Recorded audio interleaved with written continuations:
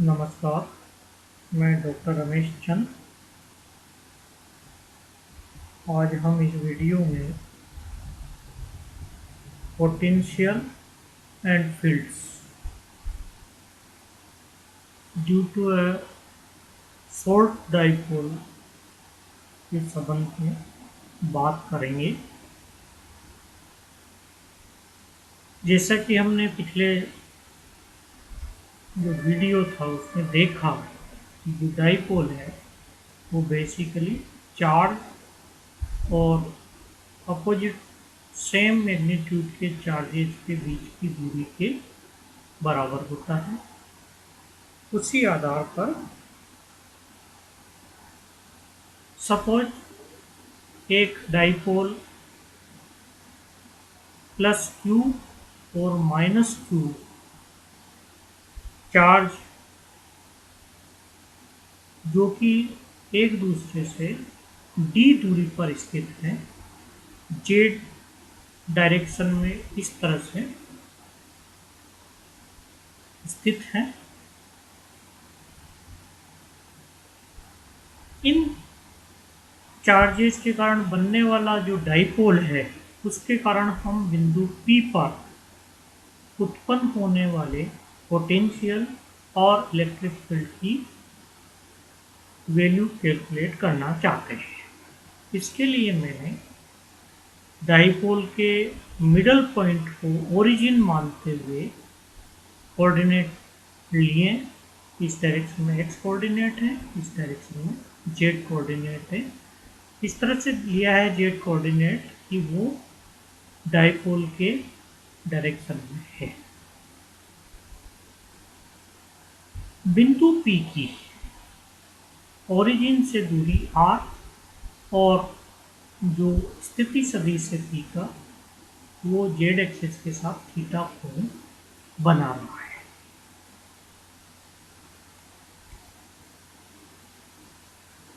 बिंदु P पर charge plus Q के कारण प्राप्त होने वाला विभव phi1 इजिकल टू 1/4πε0 Q/r1 के बराबर होगा। माइनस Q चार्ज जो कि A पर स्थित है के कारण बिंदु P पर जो पोटेंशियल प्राप्त होगा उसकी value phi2 is equal to -1/4πε0 Q/r2 के बराबर होगा। अतः बिंदु P पर कुल पोटेंशियल दोनों चार्जेज के पोटेंशियल के सम के बराबर होगा। अतः phi1 प्लस phi2 इसमें जो वैल्यू रख देते हैं हम और जो चीज़ कॉमन है उसको कॉमन ले लेते हैं तो हमें जो रिजल्ट मिलता है वो मिलता है 1/4πε0 Q1/r1 माइनस 1/r2।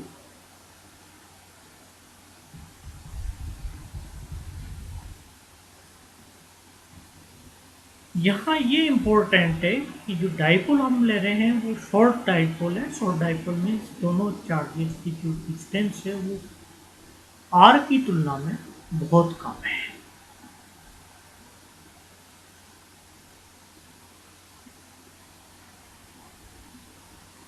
साथ ही चित्र से हम देखते हैं कि थीटा एंगल जो कि बी ओ पी के बीच का है, ये एंगल ओ बी टू के बराबर होगा और ओ ए आर के बराबर होगा। ये आप इस फिगर की ज्योमेट्री से देख सकते हैं।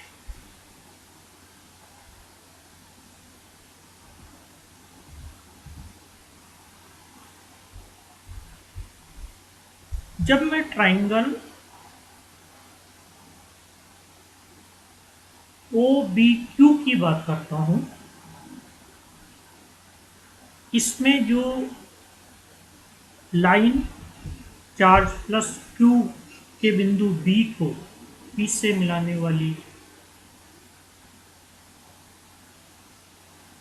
लाइन है उसको मैं पीछे की ओर Q तक बढ़ा रहा हूँ और O से जो AP लाइन है उसके ऊपर OR अभिलंब मैंने डाला है। OQB QP पर अभिलंब है। इस तरह से हमने इस ज्योमेट्री को लिया हुआ है।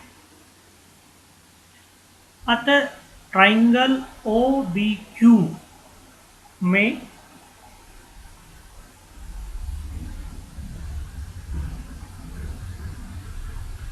BQ बराबर होगा BO cos of theta. BO D का आधा D/2 के बराबर है, अतः BQ होगा D/2 cos of theta. Similarly AR की जब वैल्यू ज्ञात करेंगे तो AR इक्वल टू होगा OA cos थीटा और D/2 cos थीटा।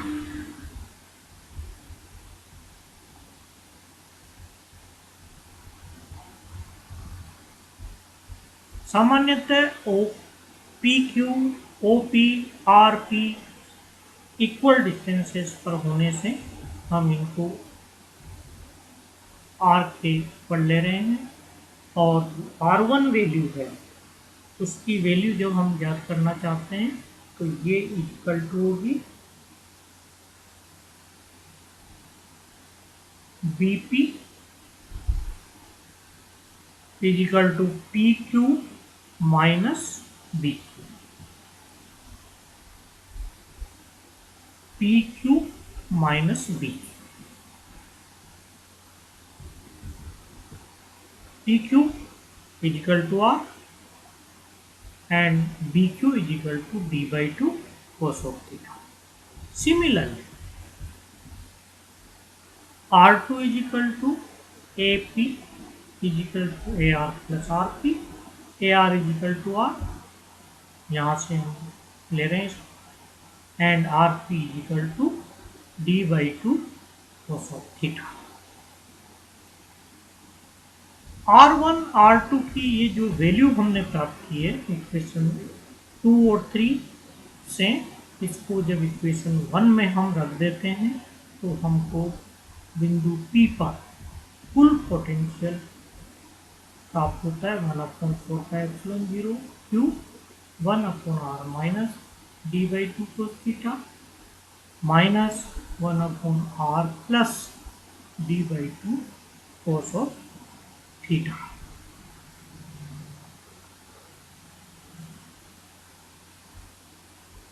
इस को सोल्व करने के लिए इनका एलसीएम ले जो होगा r² minus d²/4 cos square theta, दोनों का प्रोडक्ट। अतः जब एलसीएम लेकर के इसको सोल्व करेंगे तो यहाँ हमको मिलेगा r plus d/2 cos theta और यहाँ हमको मिलेगा r minus d/2 cos theta. यहाँ माइनस साइन और है, ये जब अंदर जाएगा तो minus r plus d/2 cos theta हो जाएगा। इस तरह प्लस r और माइनस r आपस में कैंसिल हो जाएंगे। d/2 cos theta plus d/2 cos theta d cos theta के बराबर हमको प्राप्त होगा। क्योंकि हमने पहले लिया हुआ है कि r की जो वैल्यू है वो d से बहुत बड़ी है, अतः ये जो टर्म है ये r² की तुलना में बहुत कम होने से नगण्य मान के इनको छोड़ देते हैं, जिसके कारण जो रिजल्ट हमको प्राप्त हुआ फाई का वो हमको मिलेगा 1/4πε0 Q into D cos of theta upon r²।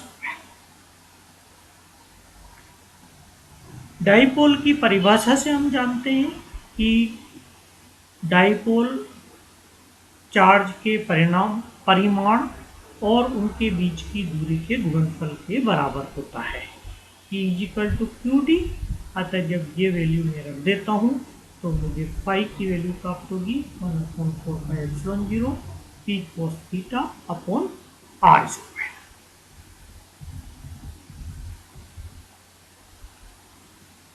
क्योंकि थीटा जो है वो स्थिति सदिश और जेड एक्सिस के साथ एंगल को रिप्रेजेंट कर रहा है।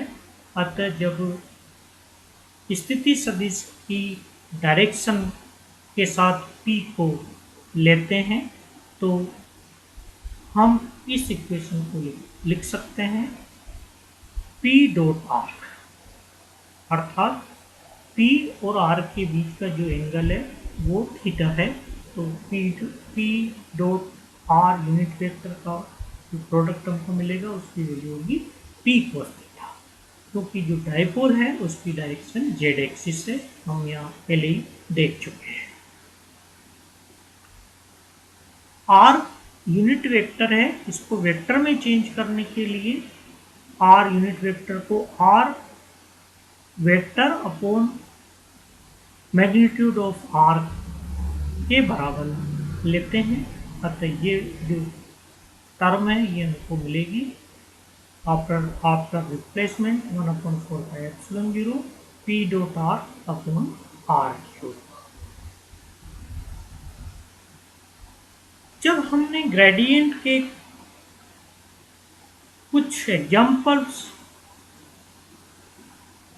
लिए थे तो उस समय हमने देखा था कि R upon R cube gradient of 1/r के बराबर होता है। अतः इस इक्वेशन को इस फॉर्म में भी लिखा जा सकता है phi is equal to 1/4πε0 P dot gradient 1/r। तो ये जो इक्वेशन है ये किसी बिंदु P पर डाइपोल के कारण प्राप्त होने वाले पोटेंशियल के विभिन्न फॉर्म्स को रिप्रेजेंट करती हैं। जब थीटा 90 डिग्री हो अर्थात स्थिति सदिश और डाइपोल का ओरिएंटेशन एक दूसरे से लंबवत हो तो पोटेंशियल का मान उस समय 0 प्राप्त होता है। क्यों? क्योंकि cos 90 डिग्री 0 होता है। इस स्थिति में विभव का मान मिनिमम प्राप्त होगा जो 0 है। यदि R और P एक ही डायरेक्शन में हो अर्थात थीटा इजिकल टू 0 डिग्री हो तो फाई का मान phi equal to P upon 4πε0r² प्राप्त होगा जो कि मैक्सिमम वैल्यू है। अतः थीटा के मान के आधार पर फाई की वैल्यू 0 से लेके P अपॉन 4πε0r² के बीच हमको प्राप्त होती है। इस तरह से हमने बिंदु P पर डाइपोल के कारण प्राप्त होने वाले पोटेंशियल के विभिन्न जो फार्मूले से हमको प्राप्त हुए उनकी बात की है। अब हम इस डाइपोल के कारण प्राप्त होने वाले इलेक्ट्रिक फील्ड की वैल्यू निकालेंगे। इसलिए यहाँ हम पहले से जानते हैं इलेक्ट्रिक फील्ड हमेशा नेगेटिव ग्रेडियंट ऑफ पोटेंशियल के बराबर होता है, क्योंकि जो रिलेशन हम यहाँ ले रहे हैं फाई का वो है 1/4πε0 P cos theta upon r²। ये जो टर्म है ये बेसिकली हम स्फेरिकल कोऑर्डिनेट्स में ले रहे हैं। अतः ग्रेडियंट की जो वैल्यू है वो मैं डायरेक्ट स्फेरिकल कोऑर्डिनेट्स में लिख रहा हूँ minus r unit vector del upon del r plus theta unit vector 1/r del upon del theta plus phi unit vector 1/r sine theta del upon del phi of phi. This is the potential, this is the angle from the relation. यहाँ आप देख सकते हैं जो potential है वो phi पे depend नहीं कर रहा है। अतः फाई टर्म का जो कंट्रीब्यूशन है वो 0 होगा, अर्थात जो पोटेंशियल है उसमें फाई सिमेट्री है और जो अदर टर्म्स बची उनकी वैल्यू हम यहाँ से फाई को रख करके निकाल सकते हैं। That is minus r unit vector del upon del r 1/4πε0 p cos theta upon r square. This is the first term. Second term minus theta 1/r del of del theta phi की value रख दी 1/4πε0 p cos theta upon r square. ये r के respect में differentiation है तो 1/4πε0 बार आ गया, p cos theta बार आ गया, 1/r² हमारे पास बचा जिसका डिफ्रेंशिएशन -2r पावर -3 होगी जो इस तरह से हमको मिलेगी। इसी प्रकार से ये थीटा के रेस्पेक्ट में डिफ्रेंशिएशन है तो 1/4πε0 r² बार आ जाएगा और पी भी बार आ जाएगा, del upon del theta cos theta equal to sine theta के बराबर होता है।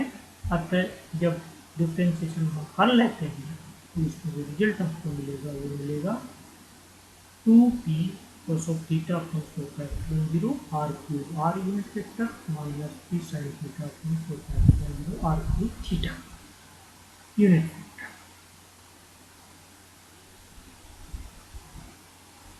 ये इलेक्ट्रिक फील्ड की वैल्यू है डाइपोल के कारण पॉइंट P पर इन स्फेरिकल कोऑर्डिनेट्स ये इलेक्ट्रिक फील्ड को रिप्रेजेंट करेगा।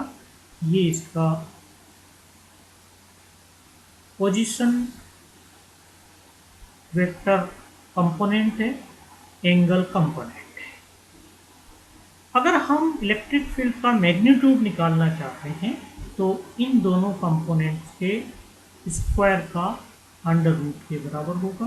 अतः इनका स्क्वायर करके अंडर रूट करें तो हम इलेक्ट्रिक फील्ड के मैग्नीट्यूड को प्राप्त कर लेते हैं। That is 4p² cos square theta 4πε0 whole square r6 plus p² sin square theta 4πε0 whole square r power 6 power half. p upon 4πε0 square r6 जब बाहर आते हैं तो ये हमको मिलेंगे p अपॉन 4πε0 r³ अंदर हमारे पास बचेगा 4 cos square theta plus sine square theta power half. इसको दो भागों में बांटें 3 cos square theta plus cos square theta तो cos square theta plus sine square theta equal to 1 होता है। तो ये जो रिलेशन हमको मिलेगा ये हो जाए चेंज होकर हमको मिलेगा 3 cos square theta plus 1 power half. इस प्रकार इलेक्ट्रिक फील्ड का जो मैग्नीट्यूड है वो p upon 4πε0 r³ 3 cos square theta plus 1 to the power half के बराबर प्राप्त होता है।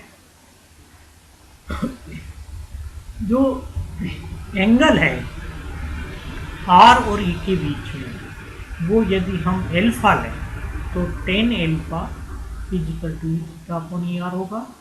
जब ई थीटा और ई आर की वैल्यू हम रख देते हैं तो हमको इसकी वैल्यू प्राप्त होगी हाफ tan थीटा। इसके आधार पर हम एंगल भी अर्थात इलेक्ट्रिक फील्ड की ओरिएंटेशन भी निकाल सकते हैं।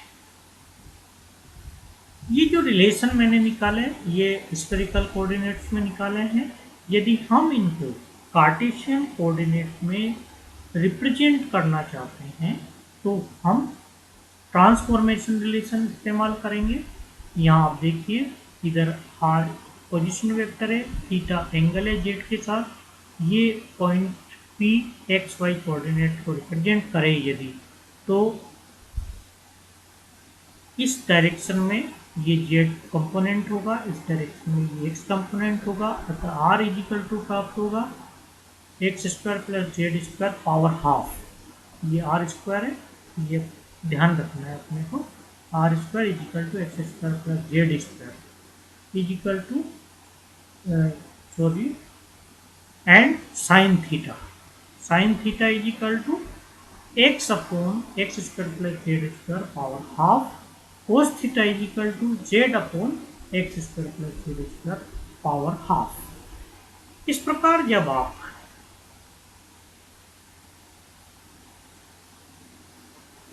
x की वैल्यू निकालेंगे तो वो Ex is equal to 1 upon 4 pi epsilon 0 3p zx upon x square plus z square power 5 by 2 और Ez is equal to minus 1 upon 4 pi epsilon 0 2z square minus x square upon x square plus z square power 5 by 2 के बराबर प्राप्त होगी। इस प्रकार हम आज के इस वीडियो में देखा है कि किस तरह से एक शॉर्ट डाइपोल किसी पॉइंट पर उत्पन्न होने वाले इलेक्ट्रिक और पोटेंशियल्स की वैल्यू को निकालने के लिए जो फार्मूले हैं उनका डेरिवेशन हमने यह देखा है। इलेक्ट्रिक फील्ड के मैग्नीट्यूड की बात भी हमने यहाँ की है और इलेक्ट्रिक फील्ड के डायरेक्शन ओरिएंटेशन की भी बात हमने यहाँ की है। साथ ही कार्टेशियन कोऑर्डिनेट सिस्टम में इसको कैसे रिप्रेजेंट किया जाता है वो भी बात मैंने आज यहाँ की है। आज का ये वीडियो मैं यहीं रोक रहा हूँ।